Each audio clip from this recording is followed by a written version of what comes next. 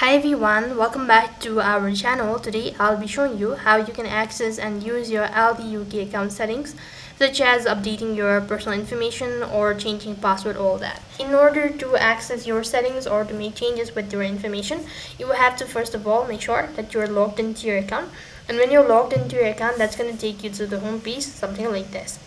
Now while you're on this page, go ahead and press on the profile icon from the top right hand side corner, and then it's going to take you to your profile page right over here. So to make changes with your personal information, you can go to my details, and accordingly you can go ahead and make changes. And likewise, under it you have this option at change password. Go ahead and press on it, and in order to change password, first thing you have to type in the current password. Only then you'll be able to make changes with your password. And after that, what else you can do is you could also go through or explore all of these information, and accordingly you can go ahead and use your Aldi account settings. So in this way you can go ahead and use your Aldi account settings. That is all for this video.